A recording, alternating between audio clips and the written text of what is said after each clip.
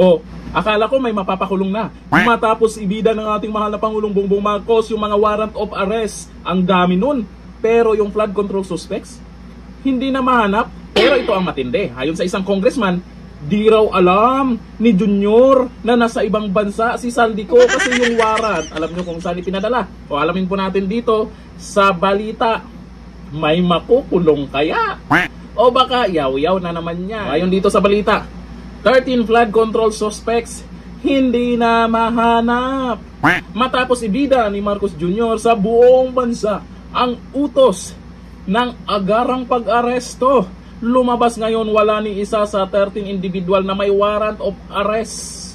Kasama, syempre, si dating Ako Bicol Representative Saldico ang natagpuan ng National Bureau of Investigation or NBI sa kanilang mga rehistradong bahay at opisina.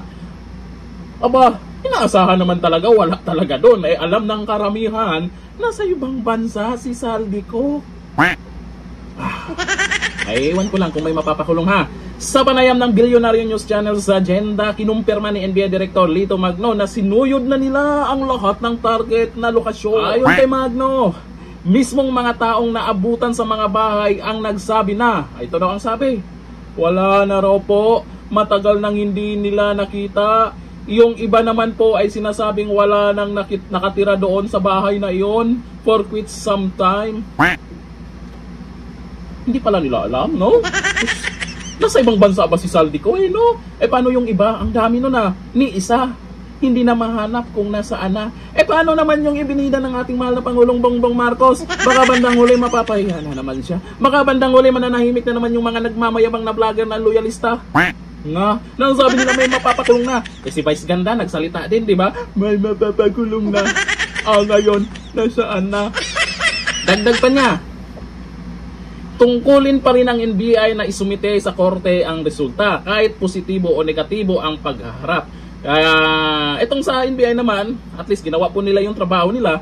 Pero naman, alam naman ng karamihan na wala talaga si Saldico dyan. Kinumpirma rin ni Magno na may natangkap silang ulat na nasa Japan ang huling lokasyon ni Ko.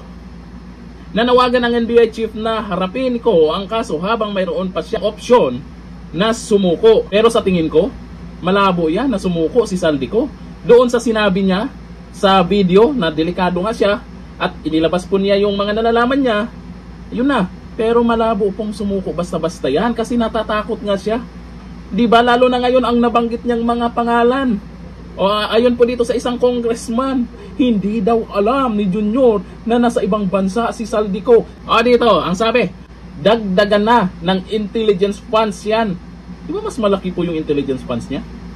Nagagamit ba talaga? Ay hindi daw alam o. Sabi dito, ito ang reaksyon ni Cavite 4th District Representative Kiko Barsaga matapos umabot sa kanya ang balitang sinubukan ng PNP na iserve ang warrant of arrest kay Saldico sa kondo nito sa BGC. Kahit matagal ng kumpirmadong nasa abroad na ang dating Ako Bicol congressman, sa isang viral post, tinawanan at binanata ni Barsaga ang palasyo at ang PNP. Sabay birong, di raw alam ni Marcos na nasa ibang bansa na si Saldico, kaya niya pinapunta yung PNP sa BGC, dagdagan na ng intelligence funds yan. Ayon po yan kay Kiko Barsaga. Ayon sa ulat, nagtungo ang mga operatiba ng Southern Police District at Taguig City Police sa Harrison Homes, Shangri-La, Fort BGC nitong November 22 upang iserve ang warrant laban kay Ko. Ngunit ayon sa security manager ng gusali, wala si Saldico. Ay alam ng lahat yan na wala naman talaga si Saldico dyan. Matagal na itong hindi umuwi at wala raw siya sa bansa. Matatanda ang sinabi ni DILG Secretary John Vic Rimulya na ang huling validated sighting kay Ko ay Japan. At patuloy pa rin nilang sinusuri kung lumipad pa ito sa ibang destinasyon. Ngayon, paano na yung pinagyabang ng ating mahal na Pangulong Bongbong Marcos sa video niya na ito may kinasuhan na, may warrant of arrest na, ang dami nila. Sa dami na yan, may makukulong ba? Naku po, magpapasko na, malamang. Party-party na naman. Pero ang taong bayan, galit pa rin hanggang ngayon kaya may rally na naman. November 30. Magkakaroon na namang malawakang rally. Magpapasko na ang sabi. May makukulong daw, di ba? ano na, ay malamang itong mga may warrant na to. Kung pumaldo man talaga ito sa maanumalyang flood control project, barya-barya lang ang pamasahe papuntang ibang bansa, di ba? Barya-barya lang sa kanila yan na bumili ng matitirhan sa ibang bansa. Barya-barya lang sa kanila yan yung bumili ng jet, lilipad agad yan. Papayag ba yung mga yan na makulong, magpapasko? Kung meron mang makulong dyan, baka kumanta pa yan. Diba? Kaya eto na naman, magandang balita ang inilabas ni Junior na may makukulong, may naniniwala na naman. Sabi, oo, may makukulong na, ang galing ng ating Pangulo. Pero, ang tanong, meron kayang mapakulong? Ewan lang natin, maganda din naman yung balita. Maganda po yung balita ng ating mahal na Pangulong Bongbong Marcos nakaraan.